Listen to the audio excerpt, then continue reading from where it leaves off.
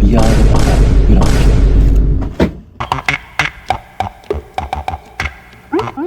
はい、ちょっと2025年、ビアードパパですね。期間限定で出たシュークリームを全部食べたので、それを今回第3位から1位をちょっと決めて発表したいと思います。いやー、そもそも皆さんビアードパパってご存知でしょうか？この最高にうまい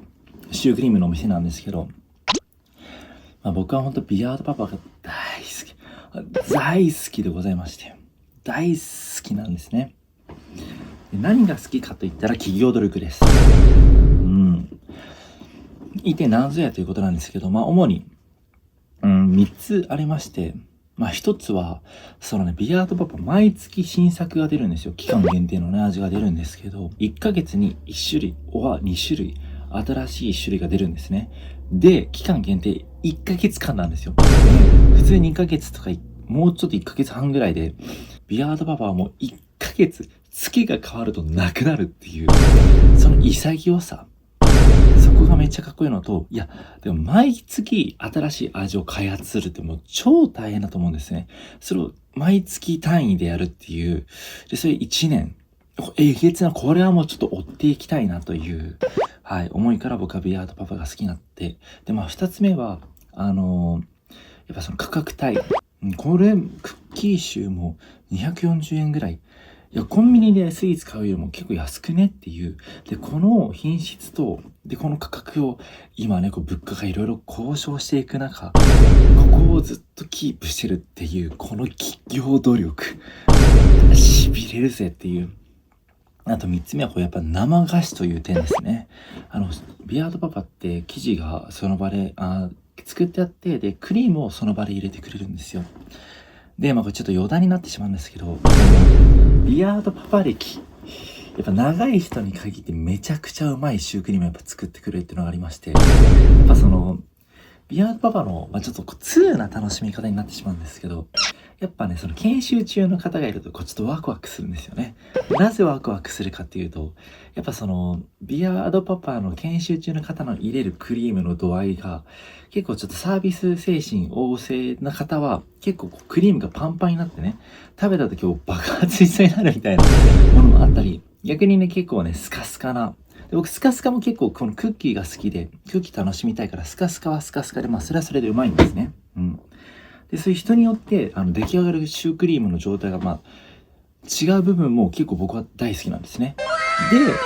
その中で、ベテランの姉さんが作ったビアードパパが、マジでやっぱすごい。黄金比。で、それもきっとマニュアルもきっとあるんでしょうね。でもやっぱマニュアル通りやるっていうのは多分難しいんですよね。そこでやっぱこのプロフェッショナルな人はね、ベテランの方がやると、シュークリームがさらに光るわけですよ。で、何がいいかって、やっぱ黄金比のシュークリームって、このやっぱ、シューとこの生地の隙間加減みたいな、人の手作り感をここまで感じられるっていうような、この今 AI がね、どんどん発達している時代においては、すごく重宝されるシュークリーム、自分の中で重宝しているなというね、点がありまして、で、さらに、会計の時に毎回、生菓子なので本日中にお召し上がりくださいって言って、このね、名称、洋生菓子っていう、これがね、保存方法まで書いてくれております。そっからどっぷりビアードパパに去年はハマってしまいまして、で、期間限定のね、シュークリームをもう、毎回食べて、で、今回、美味店企画開発店衝撃店私を作ってくれた店っていうこの4つの視点から10点満点で、いろいろ計算して、ブワーっとね、採点してみました。本当恐れ多く、点数つけるなんてできません。ただ僕の今回ビアードパパに対する愛をね、ちょっと語っていきたいなと思いまして。その切り口としてのグランプリということでね、ぜひ皆さんもね、ビアードパパ買って、これ以降はご覧ください。じゃあちょっとね、ここからパソコンにいろいろメモしたものがありますので、ね、それを見ながら、話していきたいんですけども、第3位はこちらです。ズバスン。もうちょっと見るだけでもう去年の4月もう皆さんもね、同じだと思いますけど、4月思い出しますよね。フフィーユ州ですよ。まあ、ちょっとこの点数からまず発表してみましょう。微味点が10点、そして企画開発点が10点、そして衝撃点が10点、そして私を救った点が6点と。はい。で、ミルフィーユ州ね、いろいろ点数をつけた理由を話していきましょうか。まずはやっぱ微味点。この、じゃあちょっと逆に企画開発点からいきましょうか。このミルフィーユ州ですよ。このね、シュークリーム、ミルフィーユ。食べたことないっていうね、このパリパリ加減のシュークリームは人生で初めてだぞっていう、まず、企画開発点。その企画、これを開発、だってこれを企画書に書いて、きっと最初こういうのがいいのではないかと。で、それまではわかるんですよ。それを工場側、製造側に送って、それを実現させるっていう。これはもう音楽とか、アニメとかね、そういうものづくりが本当まさにものづくりなんですよね。こんなんできるかって工場側、作る側の人も思っても、いやでもこれ確かにできたら面白そうだぞって、この面白そうだぞっていうので作っていくっていうのね、キュンときちゃいますよね。で、まず企画開発点10点。で、意外とミルフィーシュとかパリパリって歌ってるものって意外と食べたら意外とサクサクしてるけど、意外とパリパリはしてないなと。